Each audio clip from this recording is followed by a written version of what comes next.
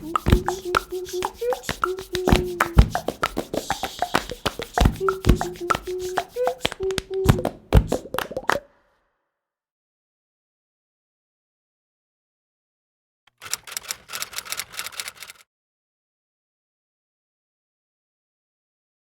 coisa toda surgiu assim, né? Eu estou publicando esse livro, acabou de sair pela editora Via Verita, né? A Pandemia e o Pandemônio, ensaio sobre a crise da democracia brasileira. E conversando com o Otávio, ele me pediu que falasse um pouco sobre esse arrière-fond, né? Sobre os fundamentos subjacentes a essa reflexão, na qual eu tenho tentado pensar quais são as consequências políticas do que eu estou chamando de um mau encontro entre a pandemia viral e o pandemônio do desgoverno Bolsonaro. Para fazer isso, né, para dar espaço atrás, eu achei que espaço em relação aos fundamentos dessa minha reflexão, eu achei que o ideal seria pensar justamente a questão da crise da democracia, porque isso vai me permitir, vamos dizer, mostrar como é que eu estou entendendo, enfim, essa noção de crise e, sobretudo, como é que eu penso a democracia. Porque eu devo admitir de saída que eu não estou assumindo uma reflexão, vamos dizer, tradicional a respeito da democracia como regime político, que tem suas instituições claramente definidas, né? Eu não pretendo fazer uma abordagem de cientista político ou de historiador sobre a democracia. Eu pretendo, vamos dizer, fazer uma abordagem que supõe aí um certo desvio, uma abordagem um tanto quanto oblíqua, mas que autores da filosofia contemporânea, como Arendt, Foucault e Butler, me permitem. Eu acho que essa acaba sendo, vamos ver, vamos colocar isso à prova, acaba sendo também uma avaliação e uma discussão a respeito do sentido da democracia, que dá mais conteúdo, concretude, cor e vida para uma análise a respeito da democracia, pensando tanto a sua vitalidade quanto as suas debilidades. Bom, a primeira coisa a observar é que, dos três autores que eu menciono, apenas a Hannah Arendt fez da política uma ocupação central de pensamento. Não é? O Foucault e a Butler, por outro lado, eles são pensadores de relações de poder num sentido muito amplo, para além da esfera da política. E mesmo a Hannah Arendt, ela não é uma pensadora dos regimes políticos, né? Ela não é uma pensadora que está pensando que cada regime político tem um certo conjunto de instituições, vamos então analisar a dinâmica dessas instituições. Não é isso que ela faz. É uma pensadora do que a gente poderia chamar do político, não é? Dessa distinção entre a política e o político. E a Hannah Arendt é uma pensadora do político, ou seja, ela quer pensar esses elementos essenciais sem os quais não é possível conceber a atividade política, não é? Antes mesmo de nós pensarmos as instituições particulares, né, de cada regime político.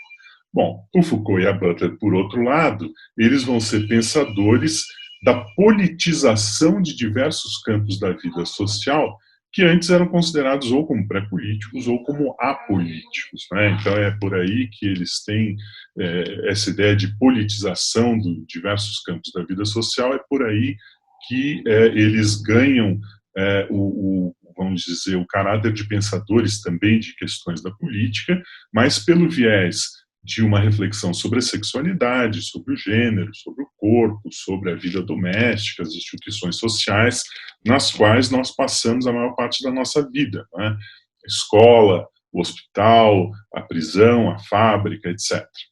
Bom, então por que, não é? Em que sentido faz, né, pensar Hannah Arendt, o Foucault e a Butler, justamente para tentar jogar luz sobre a crise da democracia contemporânea?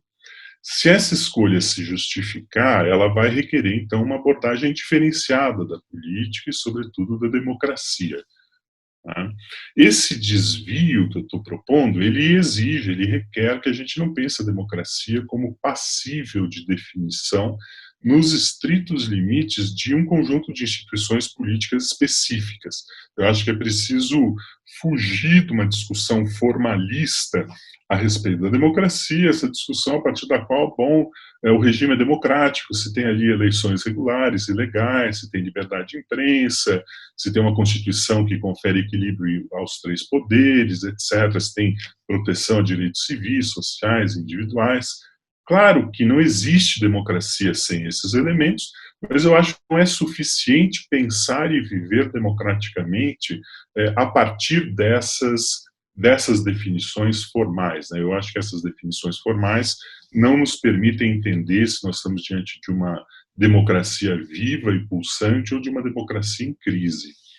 Bom, para pensar essa vitalidade e as debilidades de uma democracia, eu acho que a gente tem que considerar as tensões existentes entre dois vetores políticos distintos, mas que convergiram ao longo da história até vincular, né, o Instituto do Direito, o Instituto de Defesa, né, dos Direitos e Liberdades Individuais e Coletivas, ao Instituto do Exercício da Soberania Popular. São duas tradições distintas, mas que pouco a pouco foram sendo amarradas. Quem tem uma reflexão muito interessante sobre esses dois vetores é a Chantal Mouffe.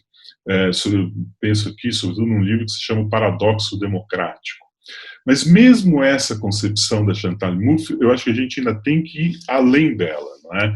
Eu acho que ela ainda não é suficiente, eu acho que a gente ainda precisa dar mais cor e vida a essas tensões entre as tensões entre defesa dos direitos civis e individuais e o exercício da soberania popular. Claro que não tem uma fórmula, não é, que possa garantir o perfeito equilíbrio entre esses dois vetores, e a gente sabe também que a partir do desequilíbrio entre esses dois vetores, nós vamos ter aí o advento de distorções do fenômeno democrático, como são, por exemplo, as democracias que hoje a gente chama de iliberais, né, são aquelas nas quais o exercício da vontade popular soberana vai se sobrepondo pouco a pouco à garantia e ao exercício de direitos e liberdades individuais e civis.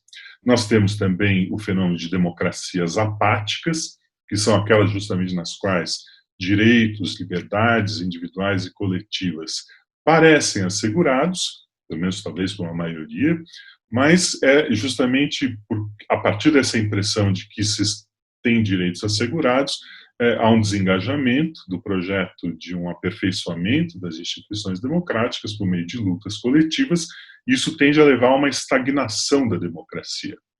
Uma outra distorção possível é o que se chama também de democracia imunitária, né, que é essa democracia, essa figura da democracia que tenta proteger os bens de cidadania dos nacionais daquilo que é percebido como risco de contaminação vinda do estrangeiro ou daquilo que é visto como estranho, não é, ao ambiente nacional.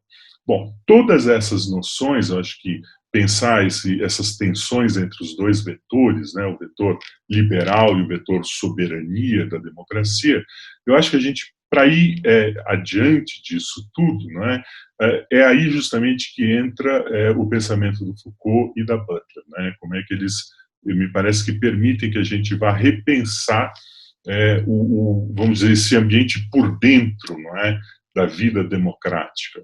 E justamente por quê? Não é? Tanto o Foucault quanto a Butler, eles vão pensar que a vida, enfim, cotidiana de cada um de nós, vamos dizer, do cidadão, ela é perpassada por múltiplas relações de poder, não é? E essas relações de poder vão dizer respeito justamente às relações dos sujeitos com todo um aparato de normas sociais historicamente definidas que vão conferir posições desiguais aos cidadãos no interior de uma sociedade, vamos dizer, democrática.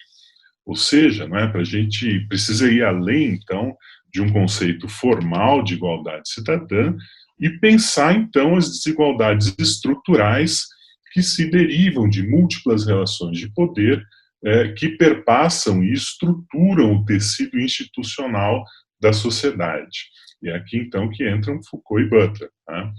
vocês sabem, não é? O Foucault ele se torna conhecido na medida em que ele questiona justamente o que a gente pode chamar de uma concepção metafísica do sujeito como uma abstração desencarnada, a qual, do ponto de vista do pensamento político, vão se ajuntar direitos iguais, né?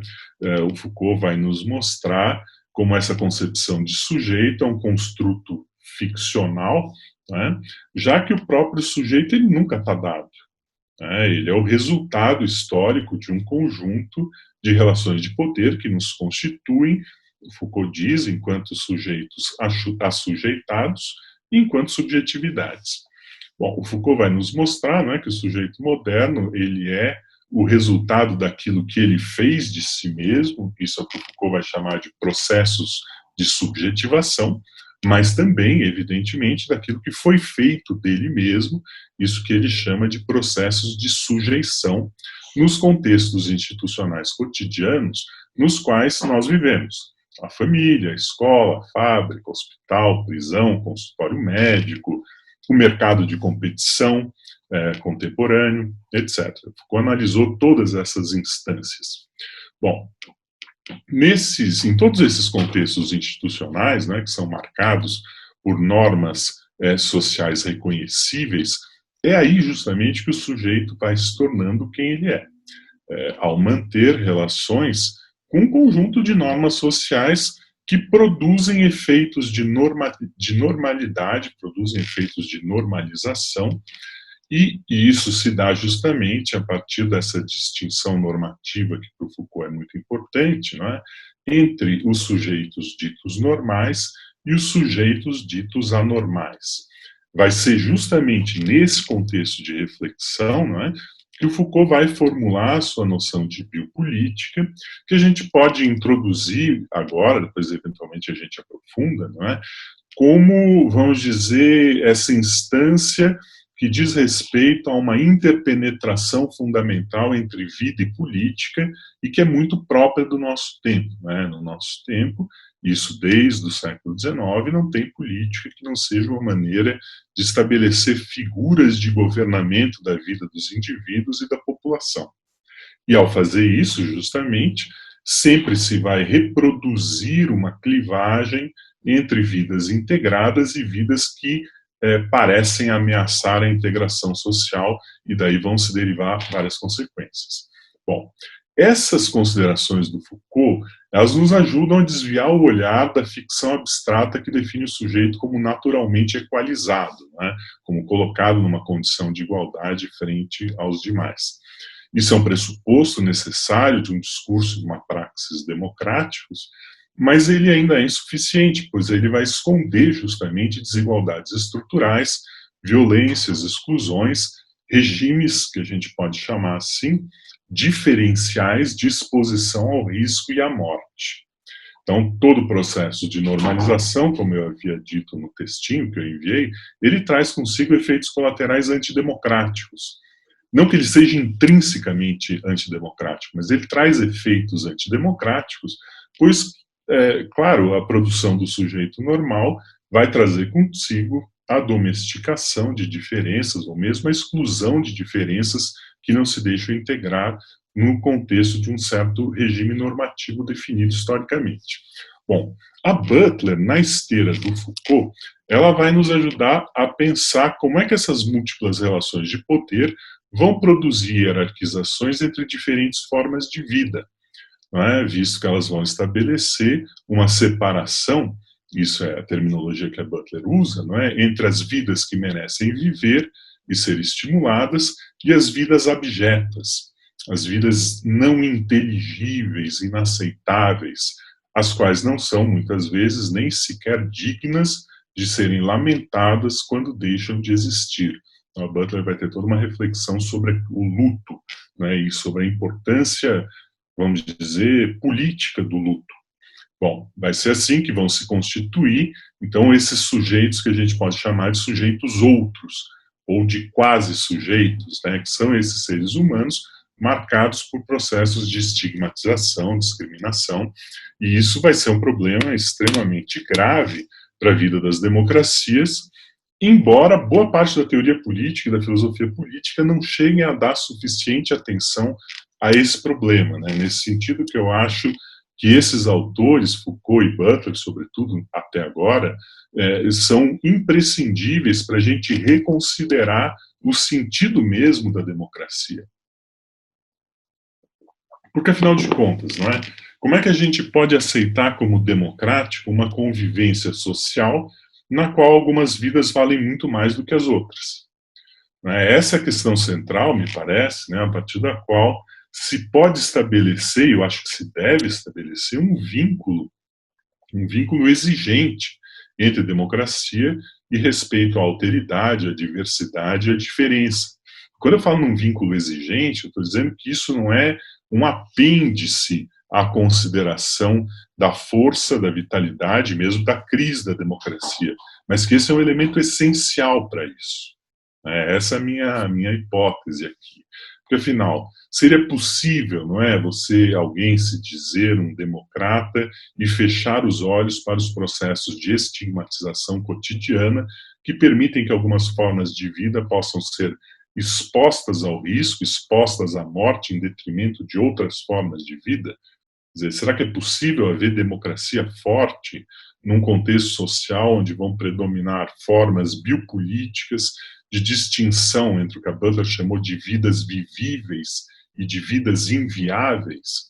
Será que é possível haver uma democracia num sentido forte num contexto social onde vão predominar políticas econômicas neoliberais que vão destruir justamente as infraestruturas sociais que protegeriam da exposição à morte justamente aquelas categorias sociais que já se encontram expostas a processos históricos de vulneração e de precarização?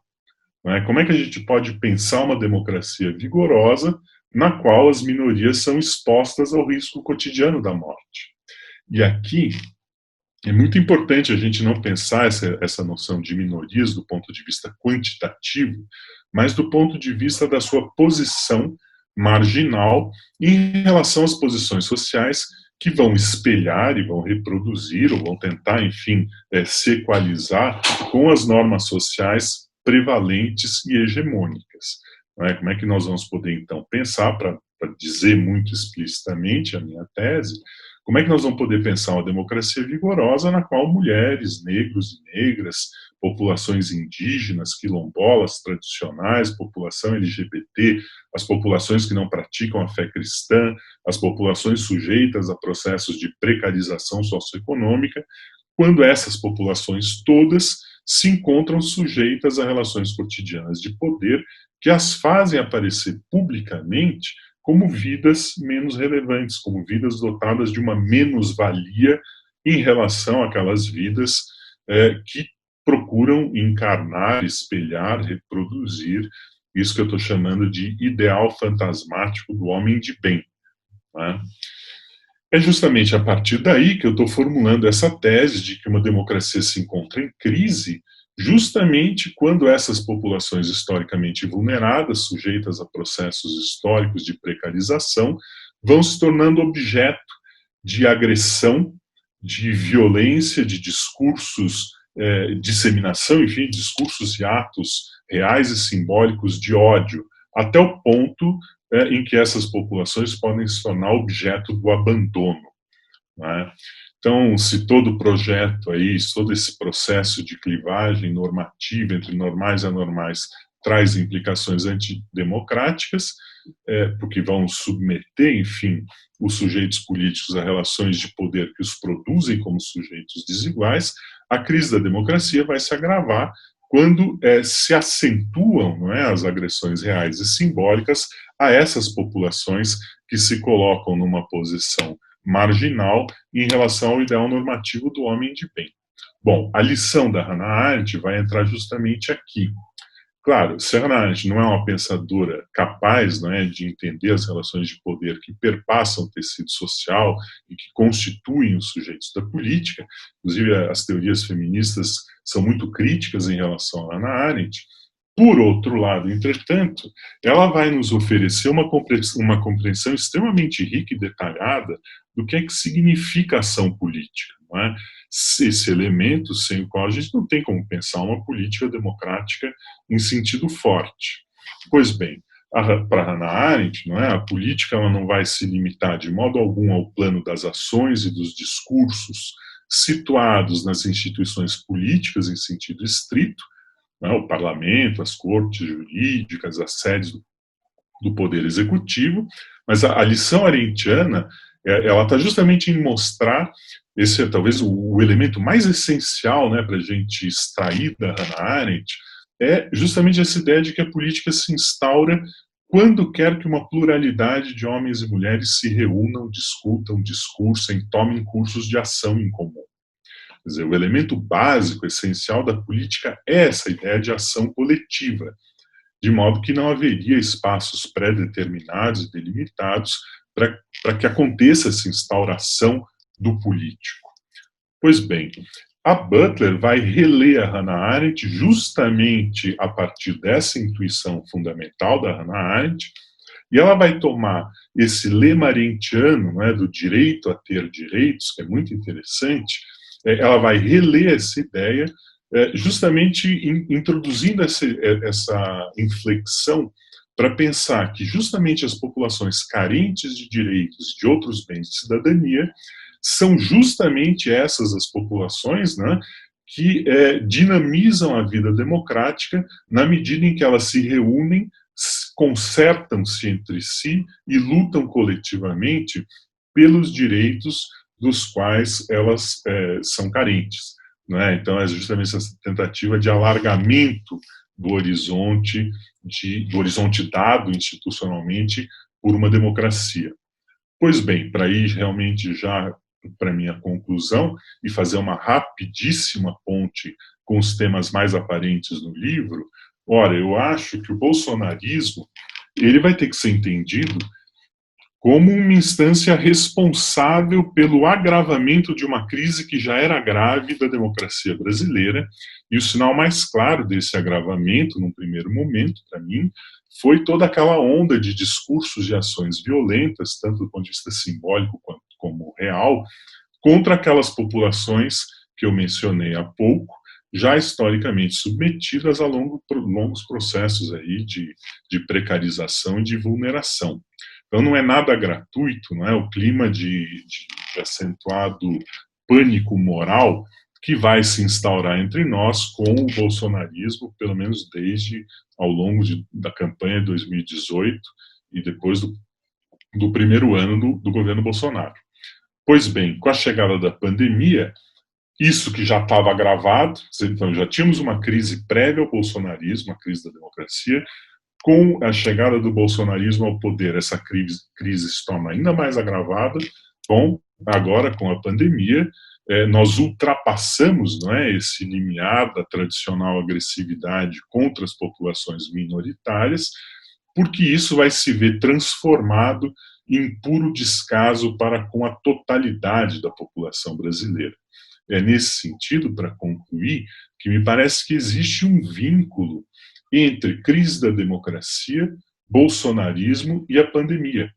Porque se a nossa democracia já vinha dando sinais de crise, de debilidade, dado todo um processo de definição, enfim, de quais são, de populações, né, que se veem transformadas em inimigos da pátria, então aí nós temos os comunistas, os baderneiros, todos aqueles que não espelham o ideal normativo do homem de bem. Bom, durante a pandemia, o que acontece? Esse rechaço do outro vai se transformar numa banalização da vida de todos, a partir de ações e omissões governamentais, cujos efeitos foram, enfim, essa é a minha tese no livro, os de fazer morrer e deixar morrer, instaurando-se assim um regime de governamento que eu definiria como necropolítico. Então, o que eu quero perguntar é o seguinte, é sobre Foucault, a ideia de biopolítica, que muitas vezes eu entendo com sinais trocados, e principalmente a maneira como ele aciona a expressão neoliberalismo. Eu gostaria de entender um pouco como é que o Foucault invoca essa expressão. O que isso quer dizer para ele? Por que isso teria uma chave positiva, se é mesmo verdade que tem uma chave positiva? E depois o que acontece, né, com a expressão neoliberalismo? Por favor, não pense que isso seja uma pergunta que vá fugir da interpretação do momento presente, mas é uma pergunta que eu acho interessante para iluminar o futuro. E por isso que eu pergunto. Você toca aí em duas noções. Eu terminei falando justamente sobre necropolítica, mas, enfim, biopolítica, neoliberalismo e necropolítica são três pilares conceituais muito importantes no livro. Eu me esquivei um pouco, eu fiz uma menção apenas mostrando como é que essas figuras aparecem, não é, para pensar a crise da democracia, mas o projeto inicial mesmo da minha reflexão, antes do advento da pandemia, era justamente mostrar como é que em biopolítica e neoliberalismo, também necropolítica mais tardiamente, como é que essas instâncias agravam crises da democracia. Então tá, essa é a tese está posta no livro, eu falo muito sobre isso, né? Tem vários capítulos sobre essa questão. Mas vamos para a questão. Sobretudo a noção de, vamos começar com a noção de biopolítica. Essa noção, ela se tornou assim extremamente conhecida, não é? Se você fala em biopolítica e todo mundo já ouviu dizer, já ouviu uma menção, e agora no contexto da pandemia tanto mais. O que acontece com essa noção? Essa é uma daquelas noções assim riquíssimas que o Foucault cria, mas que ele não desenvolve profundamente. Né? Esse é o primeiro momento em que ele fala em biopolítica, inclusive na UERJ, numa palestra em 1974, em que ele vincula, enfim, capitalismo e cuidado médico do corpo, etc. Mais adiante, ele vai introduzir publicamente a noção lá na História da Sexualidade, no volume 1, justamente no último capítulo, onde ele está tentando mostrar, e aí tem uma tese forte, mas que depois, por vários motivos, ele não prossegue dando o desenvolvimento suficiente. Tem uma tese forte ali, que é justamente essa que eu mencionei, não é?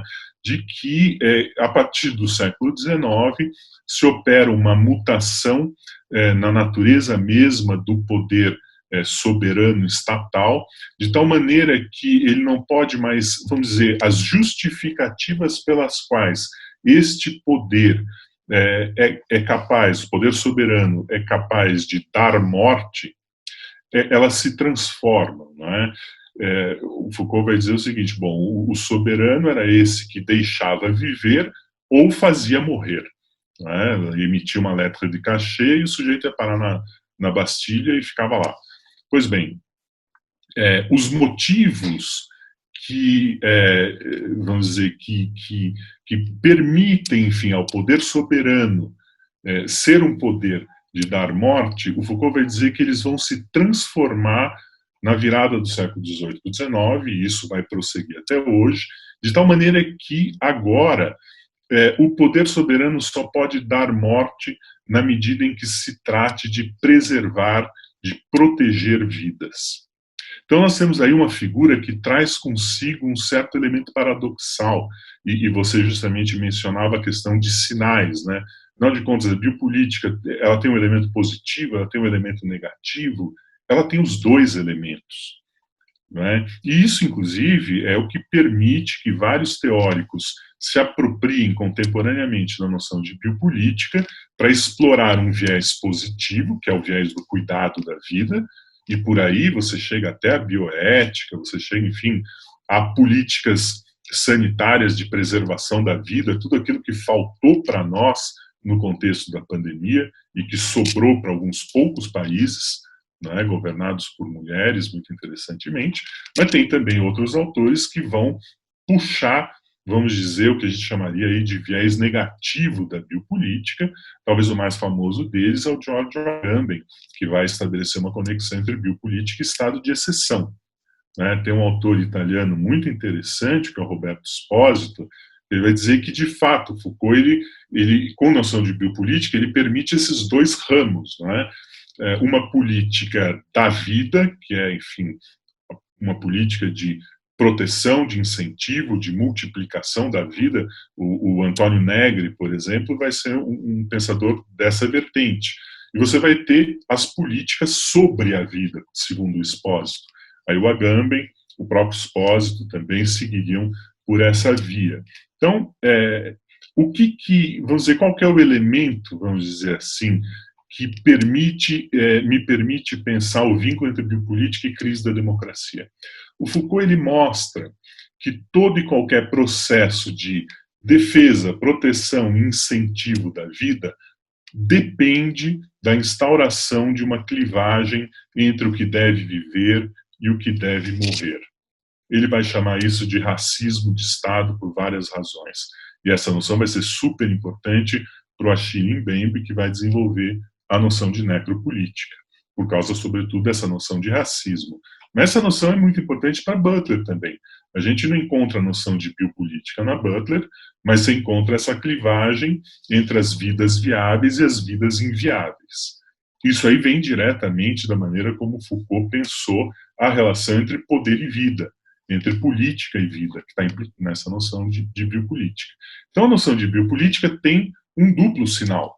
E o grande problema é que o Foucault ele lança isso nas páginas finais, muito importantes da história da sexualidade. Depois ele retoma isso no curso Em Defesa da Sociedade. E depois ele já não utiliza mais tão enfaticamente a noção de biopolítica, embora se trate disso quando ele vai fazer toda uma análise de várias formas de governamento da vida da população. Ele introduz essa noção de governamentalidade, mas isso tudo tem que ver para, enfim, pensar o liberalismo, pensar as políticas fascistas, pensar, enfim, pensar o próprio neoliberalismo. Tudo isso são figuras de governamento da vida das populações. Tudo isso cai sob a chave conceitual da biopolítica. Mas o Foucault não continua dando atenção para essa noção, e depois, com o início dos anos 80, ele opera uma guinada e volta lá para a antiguidade, aí tem todo um outro conjunto de problemas que a gente não vai abordar aqui. Então eu chego aqui na noção de neoliberalismo. Como é que o Foucault pensa a noção de neoliberalismo? E isso é muito interessante de observar, que essa noção de neoliberalismo, como ele pensa, está vigente até hoje em desdobramentos, né, em autores como Pierre Dardot, Christian Laval, a Wendy Brown dos Estados Unidos, vários outros autores, estão todos eles puxando fios que o Michel Foucault inaugurou num curso que se chama Nascimento da Biopolítica, que é um curso de 78 para 79, no Collège de France, e lá ele é o único momento em que o Foucault faz uma análise efetivamente do presente, né? Ele está em 78, 79, falando do neoliberalismo, e ele está, enfim, fazendo toda uma reconstituição da gênese do neoliberalismo e das suas diferentes escolas, a escola austríaca, o ordoliberalismo alemão e o neoliberalismo da escola de Chicago. Né? Esse, me parece, ser justamente aquele que teve maior desenvolvimento histórico. Só que o Foucault ele vai operar já em 78, 79, ele vai operar vamos dizer, um certo twist, assim, uma mudança, uma virada na maneira de pensar o neoliberalismo.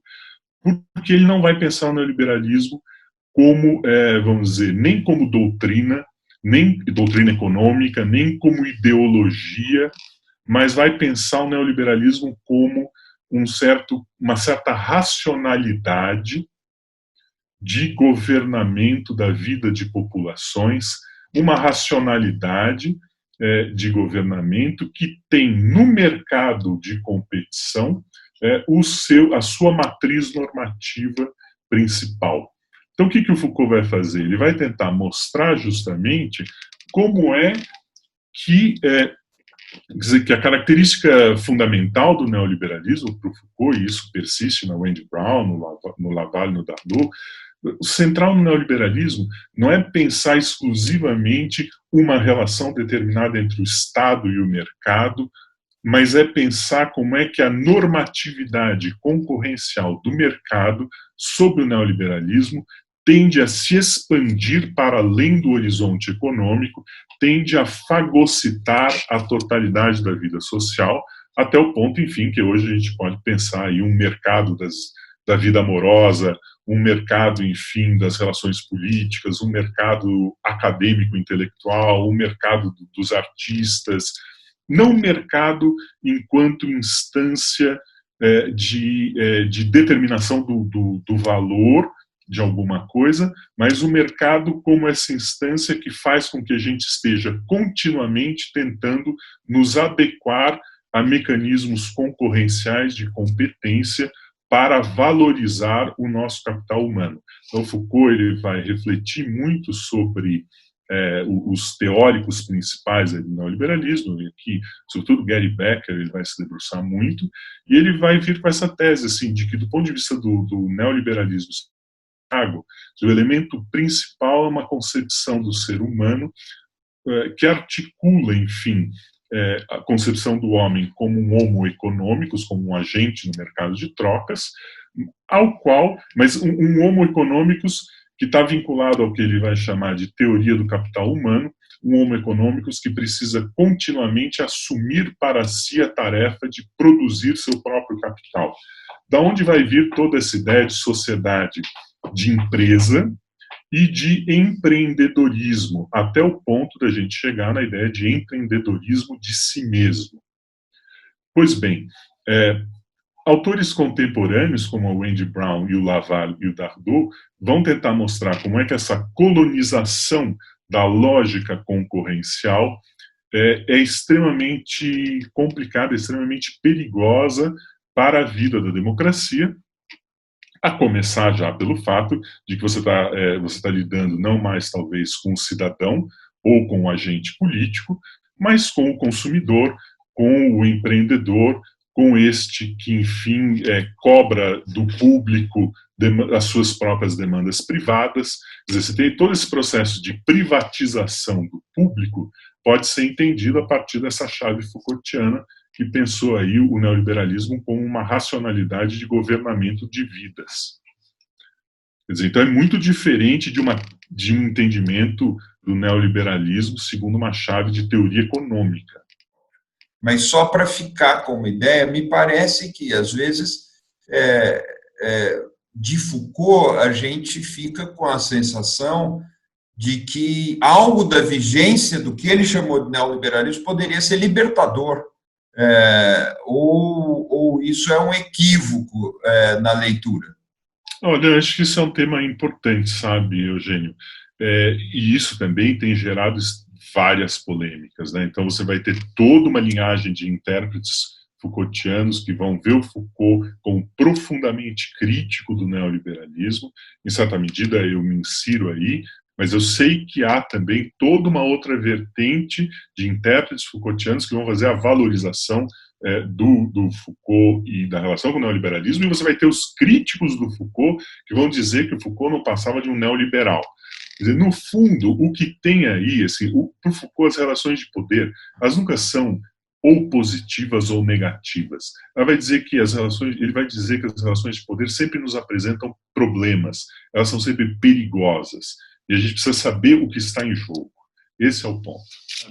Uma dúvida que me atormenta um pouco, e eu vou colocar ela para provocar ele, talvez provocar vocês, é porque a Butler, uma autora que você cita bastante e que eu gosto muito, ela vai se importar muito com a noção de vulnerabilidade.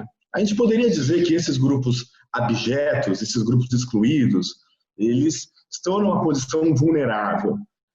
Só que, pelo que eu entendo, no trabalho dela, a noção de vulnerabilidade é atravessada por uma certa ambiguidade. Por um lado, ser vulnerável é algo ruim, quer dizer, nós queremos tirar as pessoas da situação de vulnerabilidade. Por outro lado, a Butler vai dizer que todos nós sempre somos vulneráveis, mesmo quem não está na posição abjeta, nós sempre estamos em relações, nós sempre somos influenciados, marcados pela nossa relação com os outros. Então, em certa medida, seria necessário que os sujeitos não apenas tentassem sair da situação de vulnerabilidade, mas, ao contrário, estabelecessem uma nova relação, aceitando a sua própria vulnerabilidade, né? Aceitando que, na psicanálise, a gente poderia chamar de desamparo, esse desamparo que atravessa o sujeito, inclusive, enfim, entender que o sujeito, como diria os psicanalistas, ele é dividido. E por que eu faço essa pergunta? Para tentar tirar ela de um nível super abstrato e botar em termos mais concretos da democracia. Porque me parece, pensando dessa maneira, que o maior desafio da democracia talvez seja menos a inclusão na ordem simbólica de todos esses grupos subalternos, não é? Esses grupos abjetos, excluídos, marginalizados, mas não seria, a democracia não seria apenas a inclusão deles num processo de reconhecimento, como um autor estilo Axel Honneth vai falar, a importância de reconhecer o outro. Mas, na verdade, a gente deveria aceitar, enfim, que nós mesmos somos atravessados por dúvidas, por ambiguidades, por desamparos, e que a nossa própria identidade ela está em dúvida, em questão. Então, para colocar em termos mais concretos, me parece que, eu queria saber a sua opinião, que às vezes algumas propostas entendem que o trabalho da democracia é basicamente incluir grupos excluídos. Só que nisso parece que nós estamos afirmando uma identidade estanque a esses grupos. E no final a gente vai ter posições de sujeito muito fixas, bem estabelecidas, mas cada um no seu quadrado, cada um na sua identidade, cada um sozinho ali, protegido, quando talvez a verdadeira democracia, a verdadeira abertura para novos começos, para falar em termos da Hannah Arendt, seja aceitar que todos nós somos incompletos em certo grau. E que essas identidades são sempre, enfim, relacionais, vulneráveis, e seria assim que nós caminharíamos, no meu entender, para algo como uma democracia. Então, a Butler, de fato, você tem perfeita razão nisso tudo que você está dizendo, né? Eu aqui enfatizei apenas o viés da política, da crítica, enfim, da política democrática como exclusão do outro. Eu estou tentando chamar a atenção para o fato de que essa exclusão, ela não é um fator subsidiário, mas ela diz respeito talvez ao cerne de uma crise da democracia. Isso é uma tese forte para ser debatida, não é? Não é evidente que isso seja assim, e as teorias políticas que refletem sobre a crise da democracia, se a gente pegar o Castells, por exemplo, né, com o livro Ruptura, esse é um elemento dentre outros. Eu estou dizendo que esse é o elemento por excelência dentre outros. Tá? Mas você tem total razão também em mostrar, e eu tenho escrito várias coisas sobre isso, né, de que a Butler ela pensa a figura da vulnerabilidade e da precariedade numa dupla chave. Eu chamo essa dupla chave da seguinte maneira: você tem, vamos dizer, uma chave mais político-sociológica, ou mesmo econômica, onde a precariedade está vinculada com a precarização, onde a precariedade está vinculada com a perda, enfim, de proteções infraestruturais que garantem, enfim, a persistência e a viabilidade da vida. E esse é um aspecto crucial para o pensamento da Butler, não é? A Butler vai dizer, inclusive, não é, que as lutas políticas, elas são lutas que surgem na precariedade, da precariedade contra a precariedade. Isso é bastante forte, mas tem uma outra dimensão aí, e que está vinculada também com essa concepção, vamos dizer, econômica, política, social da precariedade, que eu estou chamando, ela não chama dessa maneira, mas eu estou chamando de fenomenológico-ontológica, ou de existencial, uma precariedade no nível existencial. A Butler tem uma virada aí no seu pensamento, sobretudo a partir do Precarious Life, 2004, né, que tem que ver, enfim, com a reflexão sobre o luto, que tem que ver, enfim, com o atentado do 11 de setembro, e toda uma mutação no pensamento da Butler, em que ela vai pensar justamente essa dimensão existencialmente constitutiva da precariedade. E como é que ela pensa isso? De várias formas, tanto incorporando elementos que já eram caros ao seu pensamento desde o início dos anos 90, então, por exemplo, a ideia de que não existe sujeito soberano, não é? De que o sujeito é transpassado pela história, por relações de poder, pela linguagem, pelo gênero, pelo desejo, e de que, portanto, não tem sujeito que seja capaz de dar, vamos dizer, uma pirueta por sobre si mesmo e dominar-se a si mesmo integralmente. Então, essa ideia de uma não soberania constitutiva do sujeito. Ora, essa ideia prévia vai se vincular também a uma outra, que é essa ideia de que a vida humana ela é uma vida frágil, ela é uma vida precária, porque ela está, primeiro, exposta à violência e agressão, segundo, porque ela é uma vida que não é autossuficiente, ela depende dos outros, ela depende de outros com os quais nós jamais entraremos em contato. Ela depende, enfim, de uma miríade de outros, mesmo dos não-humanos, e talvez sobretudo dos não-humanos. E agora a gente vê também como é que a pandemia nos unifica, como é que um vírus é capaz, enfim, de nos colocar numa mesma condição de exposição e fragilidade, ainda que, evidentemente, existam populações mais expostas a esse processo de precarização e, portanto, de exposição à morte na circunstância de pandemia do que outras populações.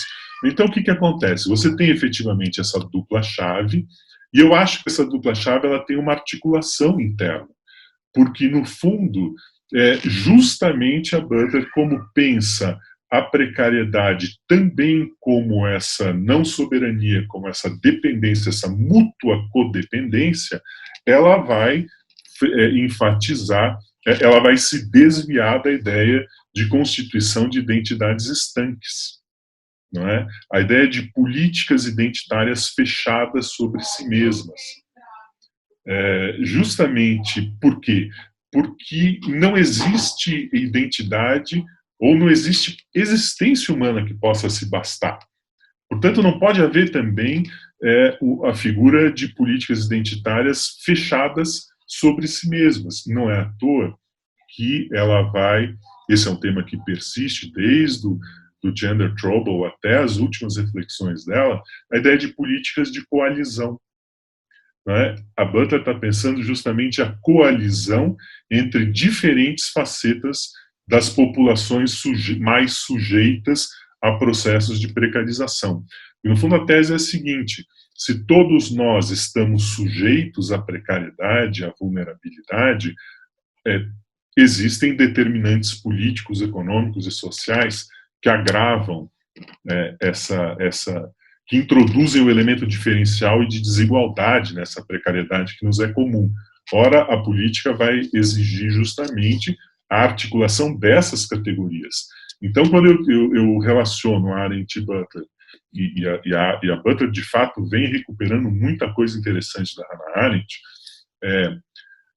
para além, inclusive, das críticas do feminismo a Hannah Arendt, por que isso se dá? Justamente porque a Butler vai tentar pensar o estabelecimento de alianças entre diferentes figuras da precariedade, a partir daí, enfim, pensar justamente que essas figuras que estão as mais sujeitas a processos de vulneração, elas são também as responsáveis pela ampliação e pela vitalização de uma democracia. Porque é a partir das lutas desses que são os carentes dos bens de cidadania, que uma democracia alarga o seu espectro, o seu alcance, que é sempre estruturalmente circunscrito. Né? Então, obrigado, Tomás. Eu fiquei curioso com algumas questões, porque você mencionou o tema do neoliberalismo, do Foucault, antes daquilo que nós outros economistas aqui datamos como o início do neoliberalismo. Ele fala de neoliberalismo antes da existência do efetivo neoliberalismo, que para mim é um processo datado historicamente, que durou cerca de 30 anos e acabou. Ou seja, ele começou... Tem duas datações possíveis.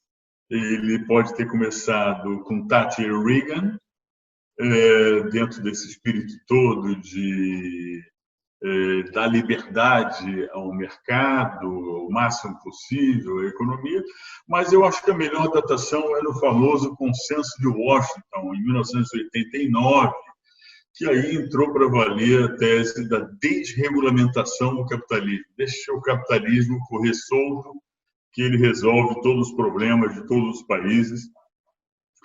E a rigor, isso foi comprado por muita gente, dentro daquela ideia de que é assim mesmo a história do capitalismo: mais Estado, menos Estado, mais Estado, menos Estado, um ciclo que oscila ao longo de décadas entre mais intervenção, menos intervenção.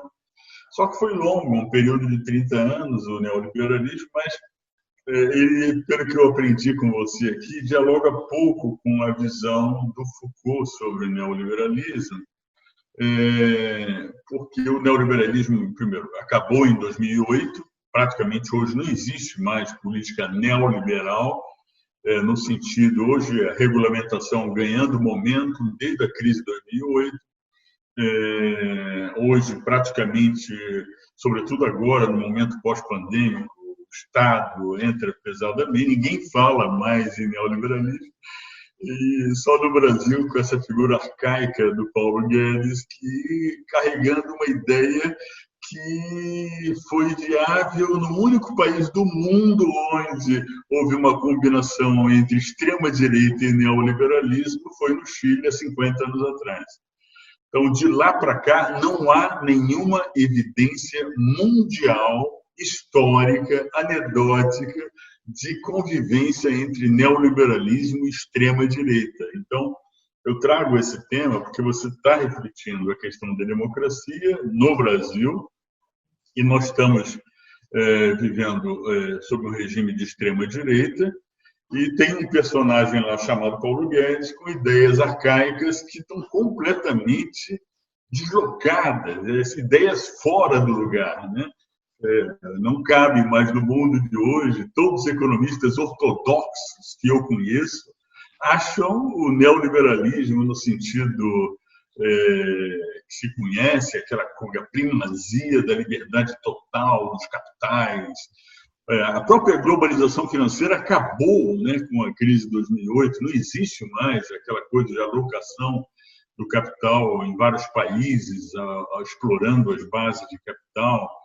Então, aquela coisa do neoliberalismo como expressão máxima de a busca obcecada de uma competitividade a qualquer custo, aquela obsessão produtivista que marcou esses 30 anos, né? Sobretudo depois que a China entrou na OMC, né? Acabou, simplesmente não existe. E o que me preocupa é essa associação eventual de regimes iliberais com o neoliberalismo. Na minha visão, não tem nada a ver. Todos os governantes de extrema-direita no mundo, eles são inimigos do neoliberalismo. São inimigos, eles gostam de intervencionismo estatal, de intervenção do Estado, de controle mesmo do poder. Não tem nada de neoliberal, né? Então, a extrema-direita odeia o neoliberalismo. O Bolsonaro odeia o neoliberalismo. Ele é um interventor. Mesmo no Brasil, no período dos militares, eles eram estatizantes, criaram 190 empresas estatais, eles eram a antítese do que era o governo do Pinochet no Chile, né? Então, eu estou trazendo isso por conta desse risco que existe de se associar, hoje em dia, neoliberalismo com extrema-direita, com esses regimes iliberais, o que me incomoda muito. Certamente o Foucault morreu em 84, ele nem viu o neoliberalismo que eu estou descrevendo agora, nem não teria sido possível, né? Então, ele está se referindo a outros valores do neoliberalismo. E o último ponto que eu queria mencionar é que, lendo algumas coisinhas e aprendendo também com o Tomás aqui, que me deu uma certa orientação, teve um certo momento que, para minha surpresa, o Foucault teve uma certa sedução e simpatia pelo neoliberalismo. É isso que me chamou. Como é que o negócio? Não estou entendendo, né? Como o Foucault chegou como oposição a modelos disciplinares, ele namorou talvez um pouco a ideia do Gary Becker, do Friedman, isso.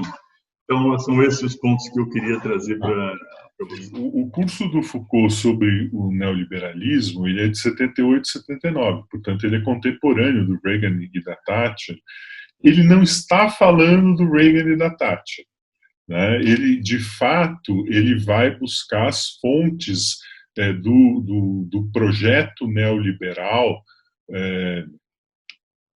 sobretudo, enfim, vai ter Hayek, vai ter um pouco de Friedman. Ele está pensando, primeiro, num certo projeto ele está pensando naquilo que eu tinha dito, né? Essa coisa de pensar o neoliberalismo como uma racionalidade que rege comportamentos de indivíduos e populações. Então, ele nunca pensou o neoliberalismo como uma política econômica tout court, como um projeto político econômico. Né? O que interessa para ele é o que está subjacente a esse projeto político econômico, e o que está subjacente é justamente essa ideia de que o neoliberalismo seria uma figura do governamento de populações a partir dos preceitos normativos do mercado concorrencial. A ideia é de que, eu acho que isso é uma ideia muito importante, muito atual, ainda atual, que é essa ideia, enfim, de uma racionalidade econômica que pode ser entendida como própria das trocas econômicas, mas que tende a extrapolar o âmbito do econômico e a invadir a totalidade da vida social. Quer dizer, então, se ele pode pensar a ideia do neoliberalismo como figura de governamento, é no sentido de que cada indivíduo, e mesmo populações, vão se relacionar com certas demandas normativas de caráter econômico e competitivo, e relacional, e flexível, e criativo, que exigem, portanto, um contínuo trabalho sobre si, uma contínua reinvenção de si. O Deleuze tem um texto muito interessante, ele vai falar de sociedades de controle, refletindo justamente a partir dessas ideias do Foucault. Pois bem, o que interessa para o Foucault não é o neoliberalismo como política econômica que foi implantada, em primeiro lugar, ou seja, que foi gestada ideologicamente no pós-guerra, no imediato pós-guerra, e para responder também aos perigos do fascismo e do nazismo, né? Essa coisa, ela vai ganhar força a partir de 47, 48, 50, 60, em termos conceituais, vamos dizer assim. Vai ganhar sua existência concreta e real num Chile militarizado, autoritário. É um pouco aquela história, a gente poderia replicar a surpresa que o Marx teria se ele soubesse que a primeira revolução socialista ocorreria na Rússia. Jamais imaginou que isso ocorreria na Rússia. Assim como talvez os pais fundadores ideológicos, do ponto de vista assim, de uma concepção do neoliberalismo, também não imaginariam que isso ocorreria no Chile, embora vários deles tenham dado declarações muito favoráveis a de que o neoliberalismo estava sendo muito bem implantado no Chile autoritário, e, portanto, haveria uma compatibilidade entre autoritarismo e neoliberalismo. Então, Hayek vai ter declarações nesse sentido, Friedman vai ter declarações nesse sentido, mas isso não é efetivamente o aspecto importante, me parece. Porque o Foucault não está querendo dizer que o neoliberalismo seja autoritário. Aliás, longe disso. O neoliberalismo, se a gente puder dizer, não acho que tem um flerte do Foucault com o neoliberalismo, mas efetivamente interessou ao Foucault entender o neoliberalismo como uma dinâmica de governamento que não passava pela instância do Estado, que não passava pela instância do disciplinamento. Quer dizer, era uma figura nova do governamento. E ele se interessou por isso. Agora, dizer, né, tem um autor jovem, Geoffroy de Lagazneri, que, enfim, que tem um livrinho lá sobre o curso do Foucault, dizendo que é a última, né, que o Foucault meio que se encantou com o neoliberalismo. Eu acho que é bobagem, não é por aí. O Foucault se interessou por uma nova tecnologia de governamento que não era disciplinamento, que não era governamento estatal, mas que tinha no mercado esse lugar de veredicção, diz o Foucault, o lugar normativo de produção de verdades, que extrapola o campo das relações econômicas, que extrapola também o campo da relação entre Estado e economia, regulamentação, desregulamentação. Quer dizer, é possível que a gente, hoje em dia, seja uma anomalia, não é? Por causa do Paulo Guedes e um projeto que é simultaneamente autoritário e neoliberal. Lembremos que o Chile foi a anomalia que é o berço do neoliberalismo, mas pensemos também que, enquanto racionalidade econômica que se expande para além da estrita relação econômica e como figura de desregulamentação que, portanto, corrói infraestruturas de proteção das populações vulneradas, a gente está vendo isso no Brasil, a gente viu isso mundialmente, claro, então isso tem um elemento ali que, se não é necessariamente autoritário, a Wendy Brown vai dizer que o neoliberalismo tem efeitos desdemocráticos, ela fala em de-democratization, num contexto neoliberal. Então não a figura não é exatamente a vinculação do neoliberalismo equals conservadorismo, mas a ideia é a de destruição de uma racionalidade público-política em nome de uma racionalidade de competitividade que não é restrita ao campo econômico. Então, a Wendy Brown, por exemplo, ela vai mostrar, ela chama isso de New Frankenstein, né? Como é que você tem o Trump e portanto, a direita WASP, reacionária, o supremacismo branco, etc., e o neoliberalismo, e como é que essas coisas se juntam, inclusive, com as vertentes neopentecostais.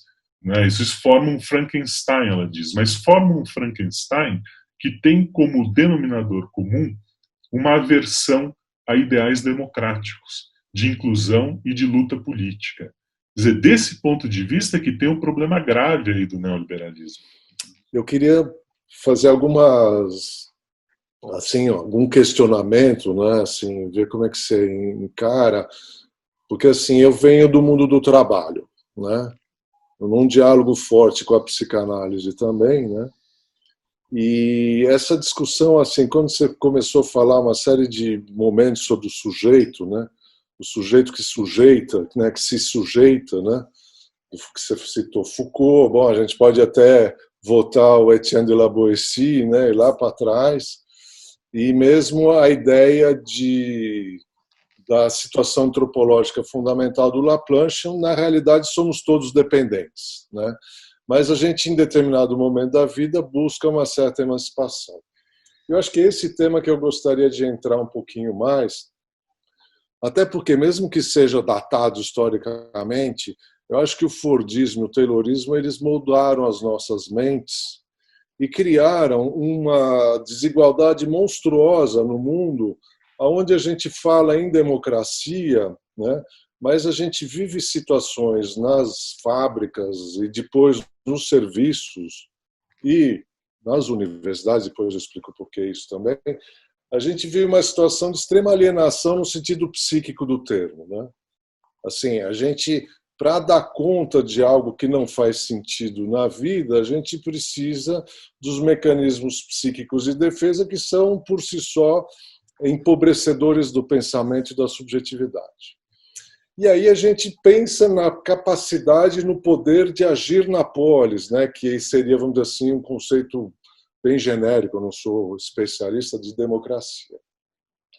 Então, eu queria ver assim sem nem entrando se é neoliberalismo ou não, mas eu acho que recentemente o gerencialismo trouxe uma coisa que você citou sobre o empreendedorismo, a ideia de que todo mundo, né, todo mundo pode empreender. Criou-se uma grande mentira dentro do mundo do trabalho, onde todo mundo está competindo com todos e consigo mesmo. Eu incluo a universidade, onde nós vivemos a mesma história, porque você sai do mundo da cooperação, que talvez nunca houve de fato, né? Como você falou, a gente sempre trabalha em tensões, para o mundo onde tudo é competição. Então, a minha pergunta é só assim, como é que a gente pode criar, né, vamos dizer assim, um ambiente favorável à democracia, se a gente vive há muito dentro do mundo do trabalho, um ambiente extremamente antidemocrático, se não alienante mesmo?